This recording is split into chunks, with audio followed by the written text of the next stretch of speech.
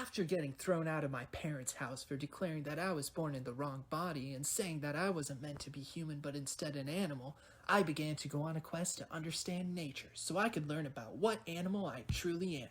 This is my quest to become an animal. Since understanding these concepts is very difficult, I decided to hire an ex-Harvard professor to teach me about these concepts. So, why are you? I just needed the money. I really need that money. Alright guys, so I'm here with Dr. Benjamin Chaudhry, and we're going to basically be interviewing him and learning a bit more about, sexual selection and basically how I can get myself a girlfriend.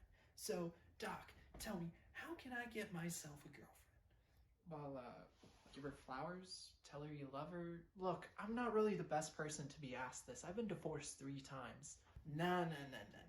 Not a human girlfriend, Doc. I mean like an animal. Like an elephant or like a crocodile or something. Oh my god, I didn't think I would be using my degree for this, but I guess this is what I deserve. Anyways, I guess there is no real simple answer though. Different species of animals have different mating techniques. But I suppose if you want to understand the basis for these mating techniques, we have to understand the foundation for these techniques first.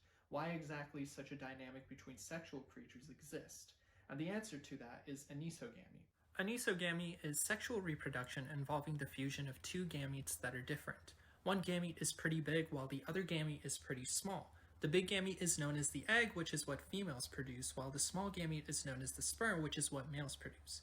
When it comes to producing these 2 gamete cells, the resources required to make each type of gamete differ. Understanding anisogamy is important because anisogamy explains the limitations each sex has when it comes to reproductive success. Because females produce a small amount of eggs, they are limited by the number of eggs they produce. For males, because they produce a large amount of sperm, they are limited by the number of females they have access to. It is these limitations that shape how each sex goes about being reproductively successful. Males, because they are limited by the number of females they have access to, are going to follow strategies that have them trying to attract as many females as they can. Females, because they are limited to the number of eggs they have, will be more calculative as they take their time to choose the male that they believe is right for them. This dynamic that anisogamy causes is known as male-biased operational sex ratio. Now you may be wondering, what is an operational sex ratio, let alone a male-biased one? Well, an operational sex ratio is the ratio of males to females available for mating at any one time. In a male-biased operational sex ratio, there are more males available to reproduce compared to females. This makes sense from an anisogamy perspective since males produce a large amount of sperm and because of that they are ready to mate with any female they have access to.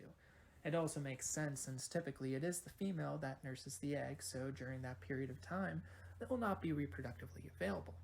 That being said, a male-biased operational sex ratio is not always the case. There are instances of female-biased operational sex ratios where the female leaves the egg or offspring for the male to nurse, which is also what both my ex-wives did before they ran off with my brothers. But anyways, the operational sex ratio also determines the strategies for reproductive success for each sex. When the OSR is a male-biased, males face stiff competition for the opportunity to mate with a reproductive female, since there aren't too many reproductive available females. This competition creates an opportunity in males for selection for traits that help the male when it comes to mating. And so it is this very competition that leads us to the final point, sexual selection. Sexual selection is known as the difference in reproductive success for organisms that result from the competition for fertilization. Because it is the competition, or rather the competitive dynamic between organisms that drives the sexual selection can be divided into 2 forms, intrasexual selection and intersexual selection. Intrasexual selection occurs when members of the limiting sex, which is usually males, compete with each other over reproductive access to the limiting sex, generally females. So in this type of competition, it's amongst the same sex. Intersexual selection occurs when members of the limiting sex, which is usually females, actively discriminate among organisms of the limiting sex, or the less limiting sex. Here, the members of the limiting sex is choosing who to mate with amongst the less limiting sex.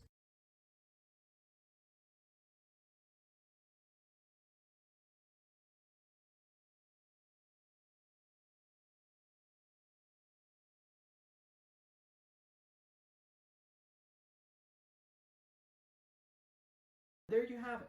The answer isn't too simple, as the strategy for finding a mate differs from species to species, but I guess since you are a male, and that is typically the less limiting sex, we can say that you'll either have to compete for a female's interest or compete with another male to have access to that female. Hey, what the hell? Are you even listening? Oh, yeah, man. I was definitely listening. Anyways, can we just get to the part where we find a girlfriend now? Okay, sure. Alright, sweet. Cause I got some pictures anyway, so pretty excited to show you. Anyways, why don't you show one of them on the computer there? I was thinking about all of those girls, cause like, I heard the male walruses, they get to have like a whole harem, and like, you know, that's just so cool. Where did your parents go wrong?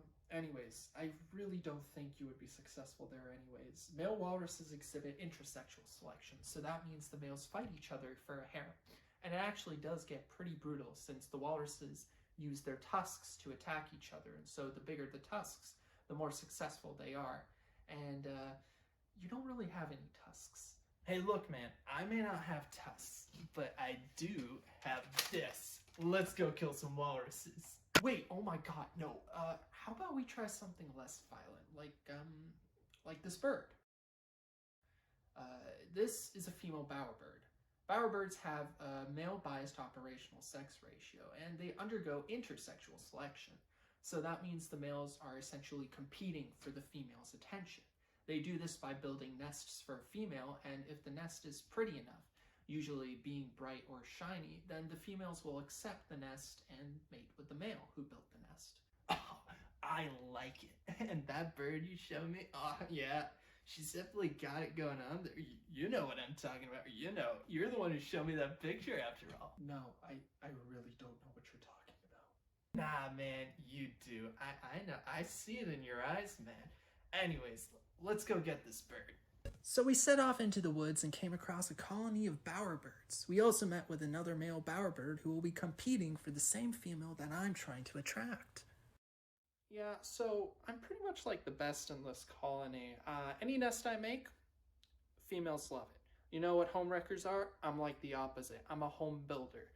I mean, occasionally I am a homewrecker too, but in the process I make better homes, so it's like it makes the world a better place. So, you know, I'm not really worried at all. Anyways, isn't the other guy like a human? Isn't he supposed to like date human girls or something? Like, what's his problem? Alright, so, competition's starting. Where's your nest? Oh, it's right here. I even put my mom's engagement ring in here to look extra nice. You didn't steal that from your mom, did you? Nah, I told her I was gonna use it for drug money. It was, easier to say it that way than to actually explain why I was gonna use it. Yeah, I guess that makes sense. Wait, what? And now we announce the entrance of the most beautiful bowerbird. And as she enters, she will now choose a mate by hopping into the nest that her future mate has made.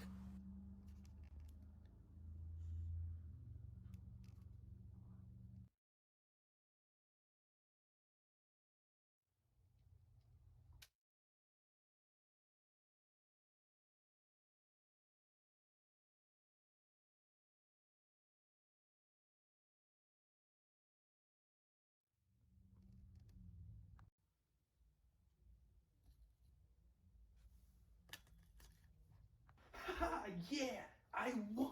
Oh, yeah. Oh, yeah. My very first bird girlfriend. Oh my god, we're gonna have so much fun. Well, guys, thanks to the knowledge of sexual selection, I was able to get my own very first girlfriend. Now, if you're gonna excuse us, her and I are gonna have a little, alone time.